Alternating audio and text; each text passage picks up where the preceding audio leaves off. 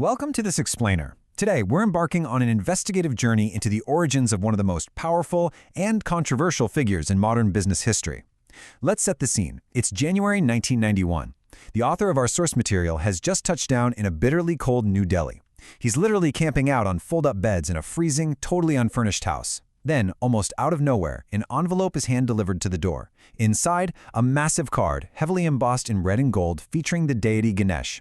It was a highly exclusive invitation from Dhirubhai and Dhirubhai Ambani to the wedding of their son, Anil, all the way over in Bombay.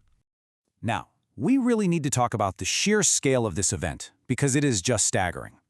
This wasn't just your standard wedding. It was a raw display of unadulterated power. The reception wasn't held in some hotel banquet hall. Oh no. It took place in a Bombay football stadium. And it hosted, get this, an astonishing 22,000 guests. Imagine that for a second. The entire stadium was transformed into this unbelievable make-believe palace, complete with massive banks of marigolds and towering lights. The buffet line literally stretched down the entire sideline of the football pitch. This mind-boggling event perfectly introduces us to the mystery and the massive influence of the controversial tycoon at the center of it all, Dhirubhai Ambani. But here's where it gets really interesting. The opulence of this wedding was a massive contrast to what was actually happening in the country at the time. While 22,000 guests were dining on gold leaf-wrapped sweets in Bombay, India as a whole was in a tense state of suspension. Remember, it was 1991. The Gulf War was in full swing, which was forcing this incredibly costly evacuation of millions of Indian workers. On top of that, the country was basically teetering on the edge of default, staring down a severe foreign debt crisis. Oh, and in New Delhi, a coalition government had just collapsed. So the nation is essentially bankrupt and politically paralyzed. Yet right in the middle of this national stalemate, the Ambani wedding flashes this raw, brash, entrepreneurial spirit that was somehow breaking through the crust of a highly regulated economy. Which brings us to the absolute central question we're exploring today. Who exactly was Dhirubhai Ambani before he became the famously dubbed Polyester Prince? Before the football stadium weddings, before the massive petrochemical plants, and well before the explosive political controversies. To really understand the documentary evidence of his beginnings, we need to wind the clock back. We're going to leave the peak of his power in 1991 behind and travel all the way back to the environment of his youth in the 1930s. Part 1, The World of Kathiawar and the princely state of Junagadh. Let's dive in.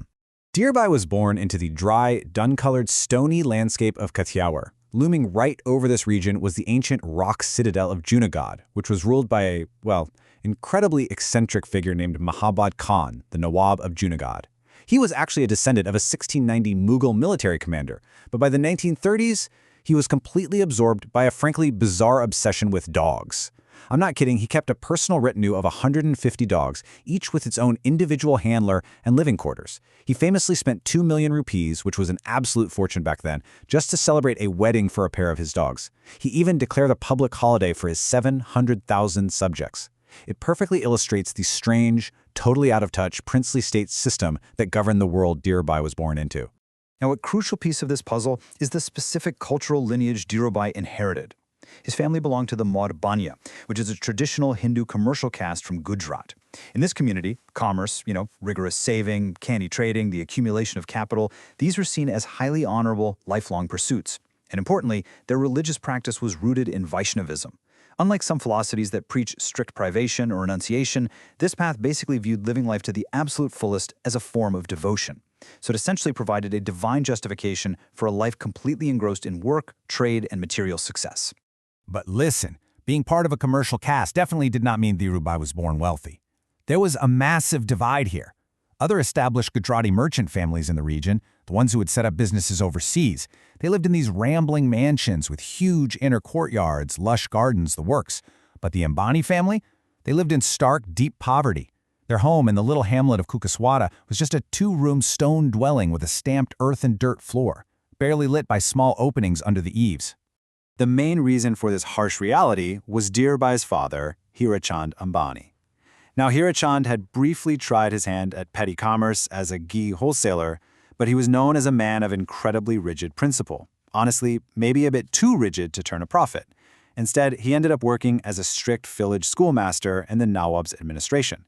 He made very, very little money, which subjected the family to severe financial hardship. And it's so important to understand that Dhirubhai's later massive ambitions were deeply, deeply grounded in this inescapable reality of his childhood poverty.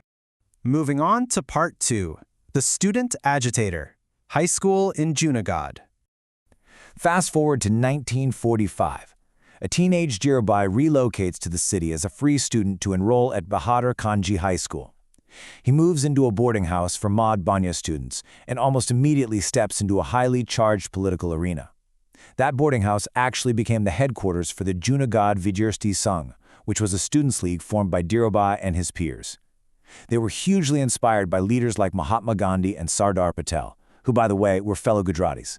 These students started mobilizing against British rule and the Nawab's local police force. They vigorously promoted Swadeshi, or self-reliant economics, advocating for boycotts of imported goods in favor of khadi, which is homespun cotton.